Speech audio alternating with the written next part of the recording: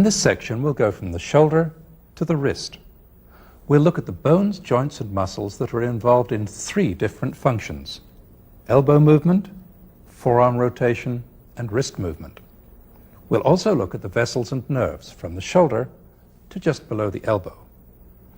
A good many of the muscles that are in the forearm are finger and thumb muscles. We'll leave those out of the picture in this section and see them when we do the hand. We need to give a clear meaning to our usual anatomic terms, medial and lateral, anterior and posterior. When we use those terms in the upper extremity, we imagine the extremity to be fixed in this so-called anatomic position. That's useful, but calling something medial or lateral can become pretty confusing below the elbow because everything can rotate so much. To get our bearings in the forearm and hand, we'll often use the more convenient terms that are derived from the 2 functions, flexion and extension, and from the 2 bones of the forearm, the ulnar and the radius. This is the flexor aspect of the forearm, and this is the extensor aspect. This is the ulnar side, and this side with the thumb on it is the radial side. Let's also understand the terms we use for movements. At the elbow, bending is flexion, straightening is extension.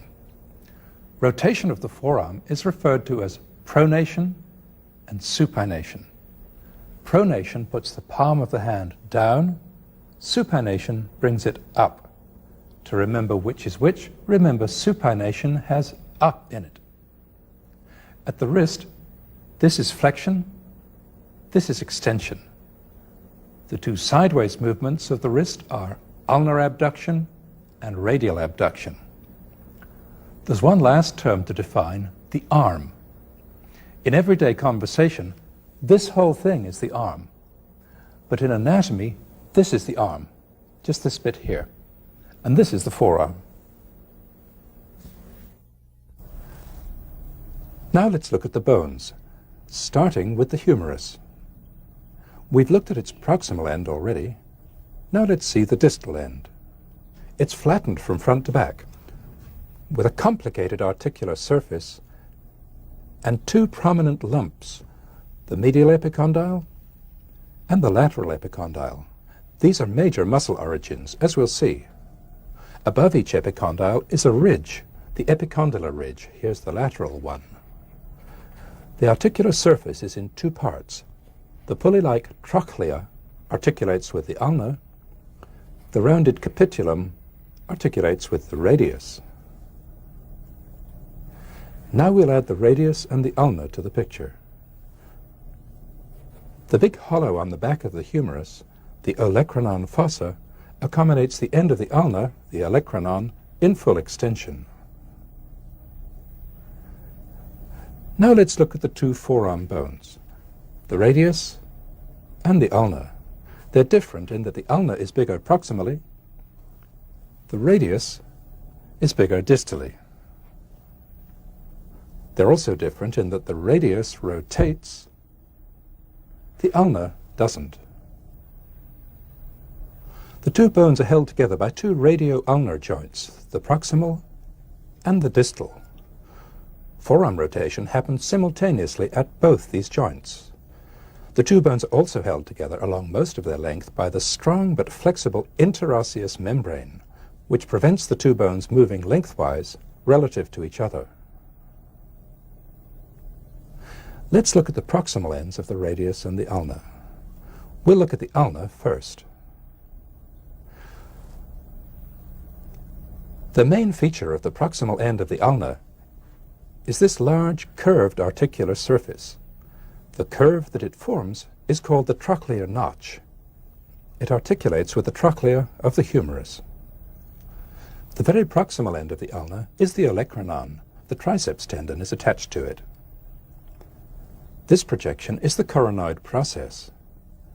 Distal to it, this rough area, the ulnar tuberosity, marks the insertion of the brachialis tendon. This small curved surface, the radial notch, is where the head of the radius articulates.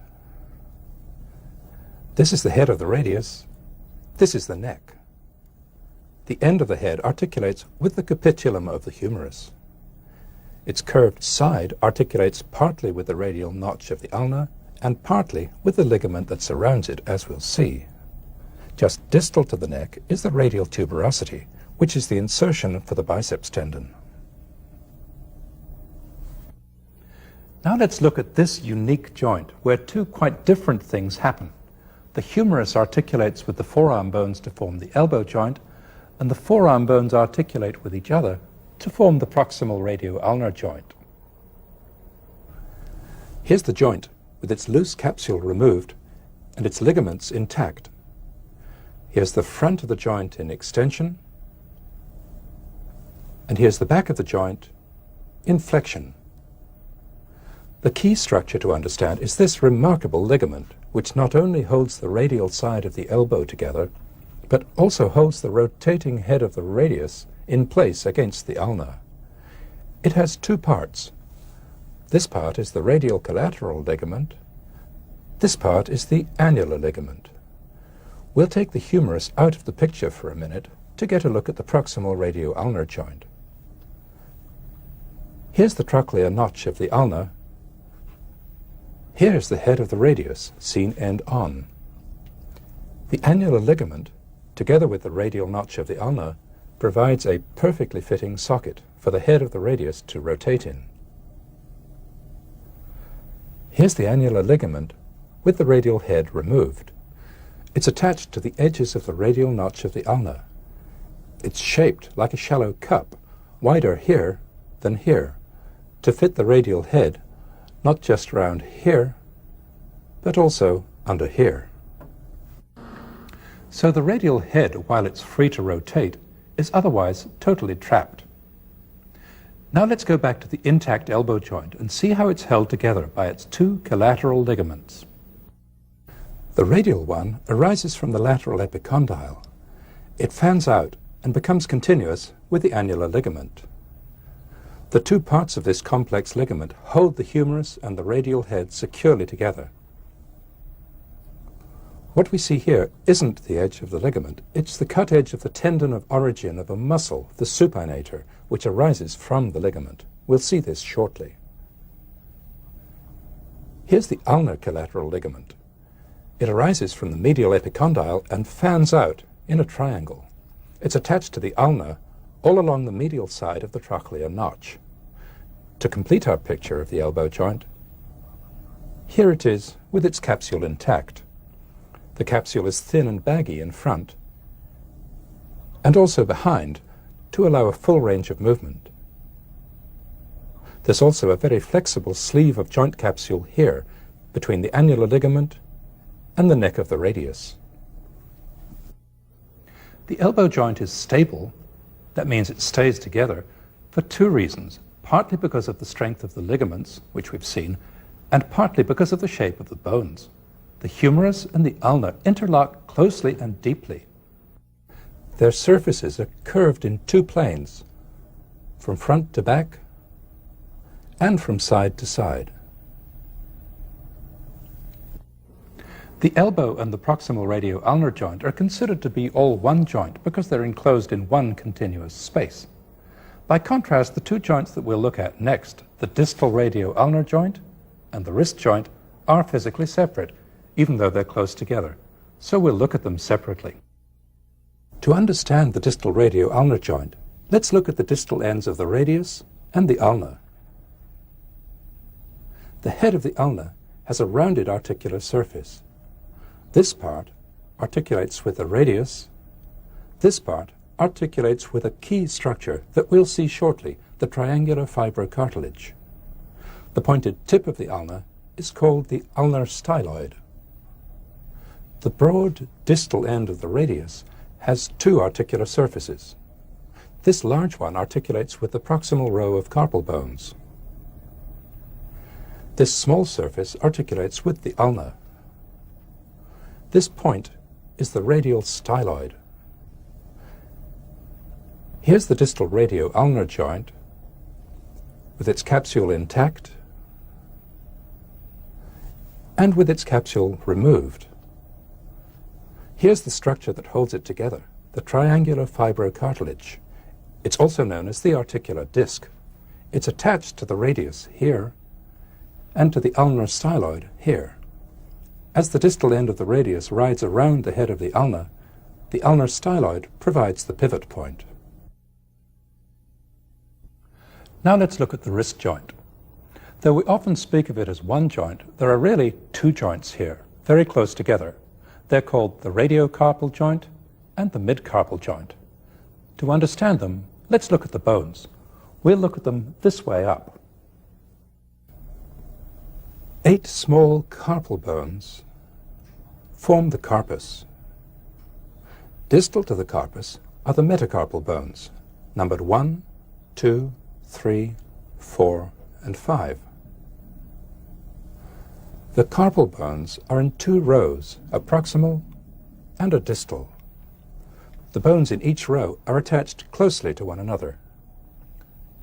The 4 bones of the proximal row are the scaphoid, the lunate, the triquetral, and the pisiform, which sits by itself on the triquetral. The scaphoid, the lunate, and part of the triquetral articulate with the distal end of the radius to form the radiocarpal joint. The distal surface of the proximal row forms a deeply concave notch which the bones of the distal row fit into. The bones of the distal row are the trapezium, the trapezoid, the capitate, and the hamate. The capitate and part of the hamate project proximally. The bases of the 5 metacarpals articulate with the distal row of carpal bones. The first, the one for the thumb, articulates by itself with the trapezium. The other 4 articulates in a row here. The distal row of carpal bones articulates with the proximal row here to form the midcarpal joint. The projecting capitate and hamate fit into the notch in the proximal row. When flexion and extension occur at the wrist, the movement happens partly at the radiocarpal joint and partly at the midcarpal joint. When radial deviation and ulnar deviation occur, the action happens mainly at the radiocarpal joint.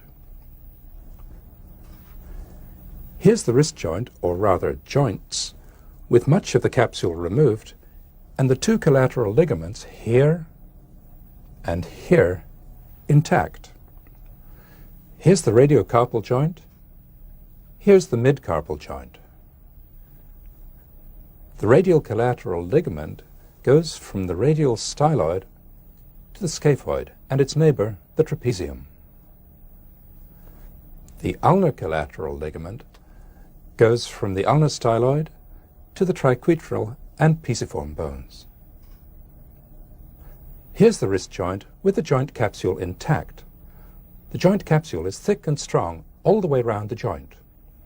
On the extensor aspect, the capsule forms the broad dorsal radiocarpal ligament.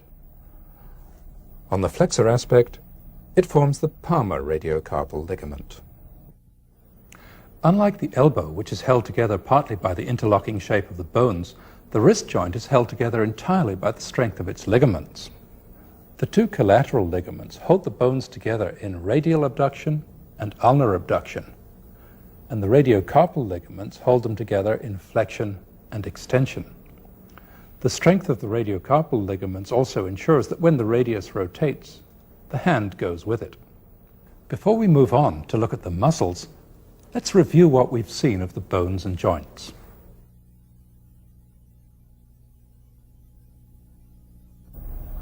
On the humerus, here's the medial epicondyle and epicondylar ridge, and the lateral epicondyle and epicondylar ridge. Here's the capitulum and the trochlea. On the proximal ulna, here's the trochlear notch, the olecranon, the coronoid process, the ulnar tuberosity, and the radial notch. On the proximal radius, here's the head, the neck, and the radial tuberosity. Here's the radial collateral ligament, the annular ligament, the ulnar collateral ligament, and the joint capsule.